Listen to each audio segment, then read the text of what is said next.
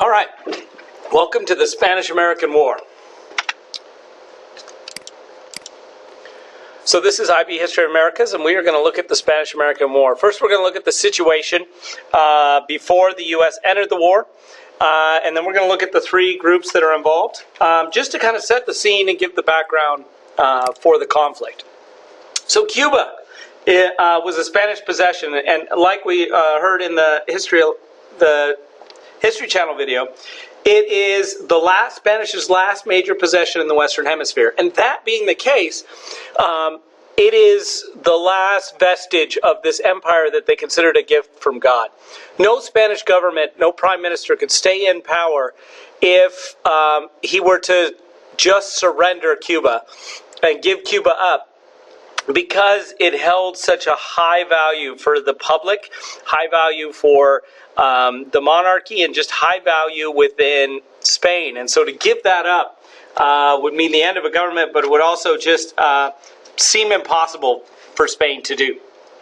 And that's important as we consider the cause of the conflict. Here's Cuba, and this is just a map of the Puerto Rico and Cuba, two of the last places. 10 years war between 1868 and 1878. This is an important background because basically it meant that Cuba had already rebelled in the recent past, and General Gomez, as a young man, was one of the leaders of that rebellion. And so knowing how to fight the Spaniards was something that they learned in that conflict, and something that they will be able to bring forward. The United States had $50 million invested by 1895. The United States had started investing money in Spain. In Cuba. Now, it wasn't easy to do because Spain was not welcoming of investment. But the United States had started investing in sugar plantations and in sugar refineries and different places or different parts of the economy, which allowed the United States, or gave the United States, kind of a foothold economically within Cuba. But something to consider is $50 million is not very much. So to just say it was for their investment is probably not accurate. So this is a sugar field. Sugar is the main income of Cuba, and remain the main income of Cuba for years. What the issue here is that in 1894, there was a sugar tariff put upon all foreign sugar. And Cuba's sugar was considered foreign. And so what happened was that the people in Colorado were making sugar beets. And there was also sugar grown in the United States.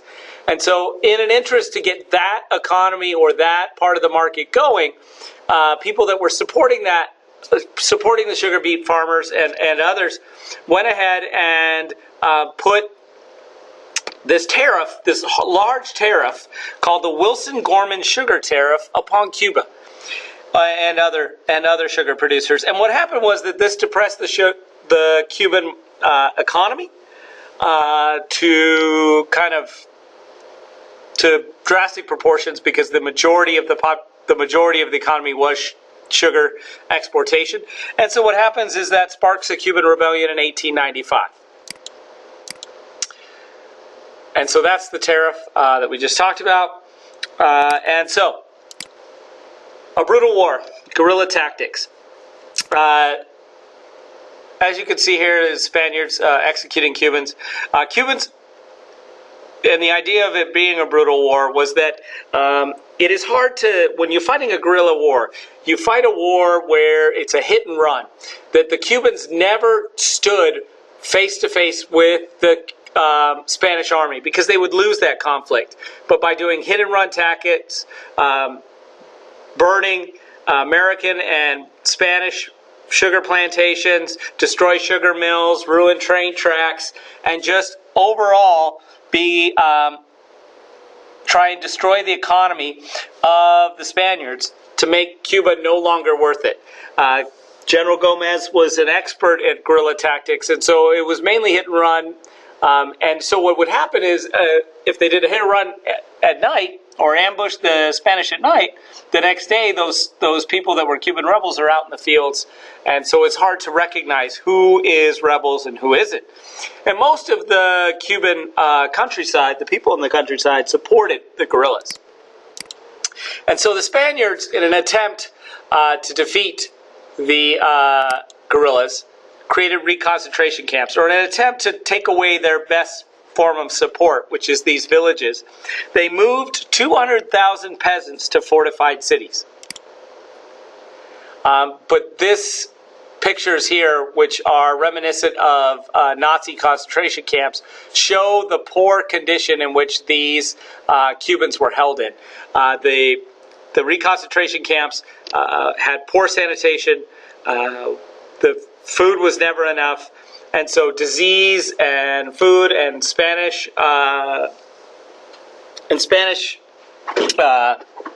their treatment of the Cubans created a situation where many Cubans were dying in these reconcentration camps.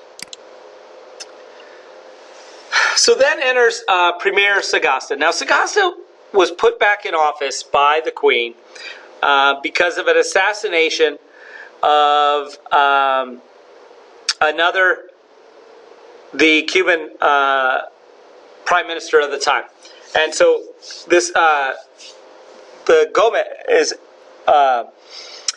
the former prime minister, the one who was assassinated, was very strong against the Spaniards, and against the Cubans, and was really willing to fight that war to the end. He was the one that brought in General Wheeler and kind of the repressive techniques that the Spaniards were using. And so Sagasta takes power, and he is not as committed to winning this war. And so he puts forward this idea of a Cuban autonomy plan. And the Cuban autonomy plan is a model that Great Britain uses with Canada and some of its other dominions. And that's the idea that Cuba would rule itself, but would still be part of the Spanish Empire, and would still trade with the Spanish, would still be a part of Spain, but in itself would have local rule. Gomez basically responded to Sagasta's autonomy plan that he would have anybody that walked into camp with the autonomy plan shot. And we'll talk about why that's an issue later. McKinley takes office in 1897, and McKinley is not somebody who wants to go to war, but he pushes Spain to resolve the conflict so that trade can resume between the countries, and that U.S. businesses and U.S. investment will be safe, and the future of U.S. investment will be safe. Here's another picture of the execution of Cuban prisoners. The Spaniards were quite brutal in the way they carried out the war. So let's talk about the Cubans. The Cubans themselves, they had two major leaders, Jose Marti and General Gomez. Marti was the political leader. He was the one that organized this rebellion, talked Gomez into coming out of retirement talked Gomez into coming and leading the Cubans. And so Marti is kind of the spiritual leader of the war. And you can see him here. And unfortunately for the Cubans, and possibly for everyone, Marti dies in the first battle when he lands in Cuba. And that leaves General Gomez right here in charge. Now, neither one of these guys got along very well. They actually didn't like each other very much, or at times. Gomez was very stubborn. He was hard to work with, and Marti was frustrated with him. Where at the same time, Gomez really thought highly of Marti, but they just had a hard time kind of working within that. One of the things that they learned from the 10 Years' War, though, is that the Cubans were divided and did not have singular leadership. And so Marti and Gomez, although they struggled to work together, they knew they had to be committed to it together. And so they knew they had to work together. And so Marti was the political and strategic leader of the Cuban Revolution. All right. He recruits American Cubans. And they're called Cuban juntas, and other people that are sympathetic to the Cuban cause. And what he does is, and this is totally illegal, But what he does is he raises money in the United States for the Cuban Revolution. And so he takes that money and buys medical supplies, buys ammunition, money, recruits people who are willing to fight, and then he sends groups, loads of boat full of people that want to fight, full of munitions, full of medical supplies, full of all the supplies that Cuba needs to continue this guerrilla war, and they take it into or float it into Cuba. And so what's happening, though, is that the Spaniards are upset with the United States for allowing this to happen. And the U.S., it's illegal. The U.S. is not supporting this, but they also are not trying to stop it either. And so Martí does a really good job of raising money and equipping the rebellion. He recruits Gómez, but unfortunately his death pretty much ends any hope of getting a political resolution to the conflict and possibly keeping the United States out. Martí and Gómez did not want the United States out. Did not want the United States involved in the war because they felt like they would take over. And so they did not want, although they wanted U.S. support and money from private citizens, they didn't want the government involved. They used guerrilla tactics and at times destroyed U.S. property. But it wasn't the destruction of U.S. property that possibly got the United States in. The rebels themselves were becoming more and more radical as this revolution continues. And what I mean by radical is they become more and more closer to the idea that they wanted to redistribute land, that they wanted to they would take away land from foreign ownership, so they would take away the Spaniards' land, U.S. people's lands, and redistribute it among Cubans. And they were becoming more and more radical with this idea of land redistribution and giving Cubans and allowing Cubans to have the wealth. That started to make U.S. businessmen nervous. The Cubans were inflexible. They did not want the autonomy plan. They denied the autonomy plan. Gómez said he would shoot anybody that was coming in. And so they helped push for, and then the sugar industry in the United States pushed for the Teller Amendment, which said the U.S. will not annex Cuba. All right, the Spanish. Understand this, said a prominent Spanish leader. We cannot give up Cuba. We absolutely cannot. And we talked about this a little earlier. That holding on to Cuba was so important for the Spaniards. Then you have General Wheeler, who is nicknamed the Butcher. He institutes concentration camps, and U.S. citizens and political officials witness the atrocities. At first, the papers seemed to draw out the atrocities and make them seem a lot worse than they were, but when Senator Redfield Proctor goes down, he sees the issues that are there. This is a newspaper showing Spaniards shooting Cuban children. This is a fabrication, but this is something that we can see. Institutes reconcentration camps, U.S. citizens and political officials witness the atrocities. And then you have this yellow journalism. There's General Wheeler, picture of him in his full uniform. He was eventually recalled by Sagasta, but we'll get into that in a second. I want to show you another picture here. Here is the reconcentration camps.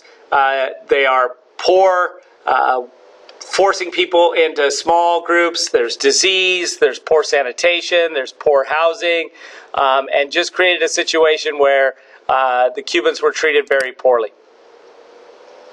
So I want to go back here and take a look at this. So we're going to get rid of these pictures because they're getting in the way here, and we're going to just go over some of the issues here.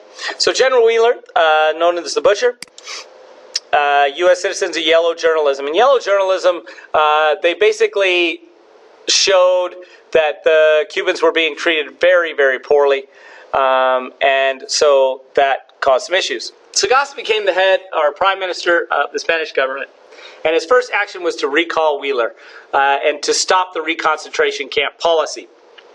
But what happened was that the Army, in a sense, vetoed it with its actions. What the Army did was that the Spanish Army rioted in Havana.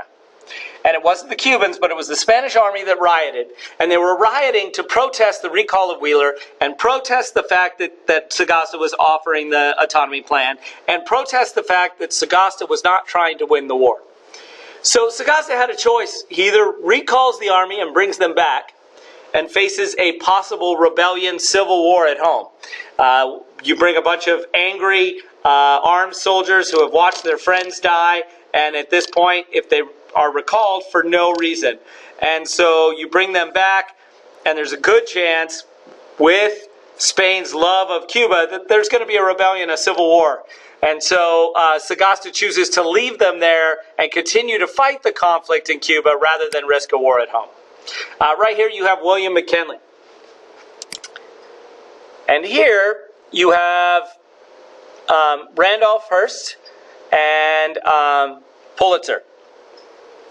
And so Joseph Pulitzer and Randolph Hearst were the two yellow journalism. And what I mean by yellow journalism is more along the model of the National Enquirer or the Onion, or where they use satire, but they also blow normal stories out of proportion, do not use so much of evidence, but sensationalize the news to sell newspapers.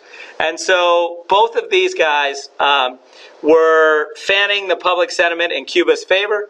They were encouraged through the expansion of technology to sell more newspapers with the fact that they could get those stories from there.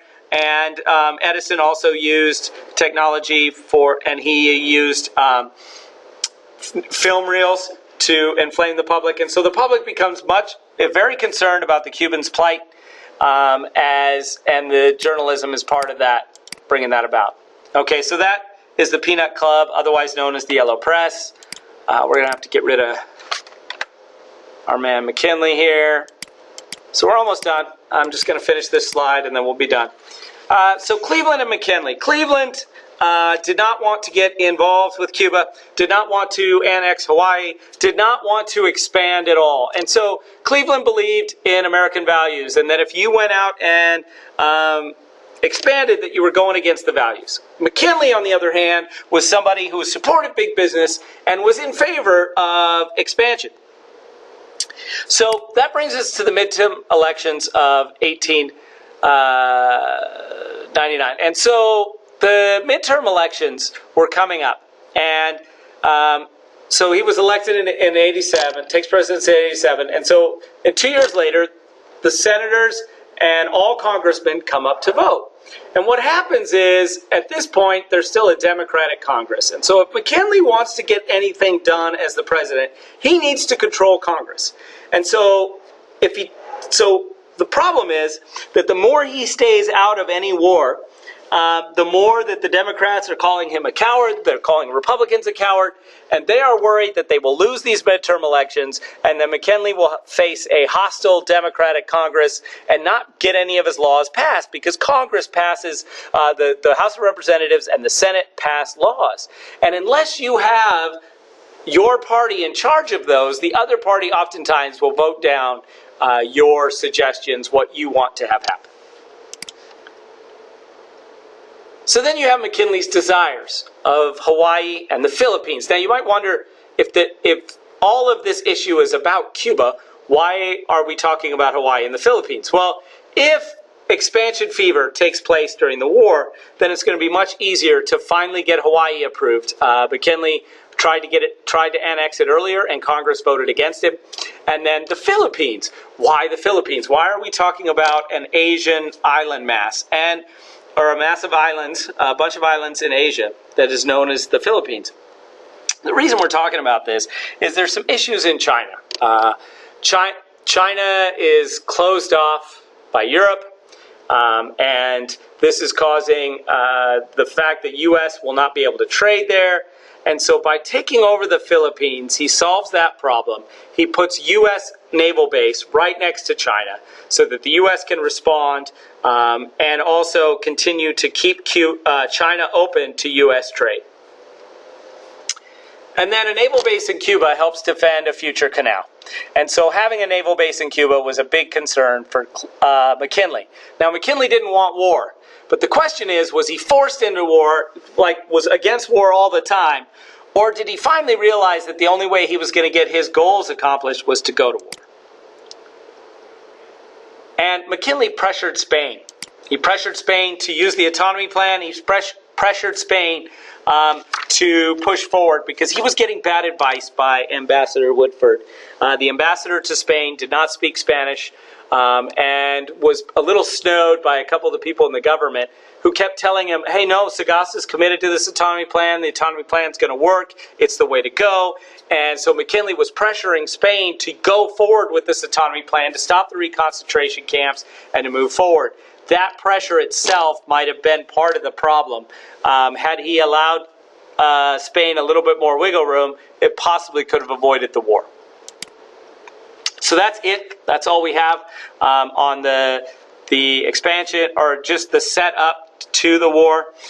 We will continue to talk about this in class and break down this video a little bit more.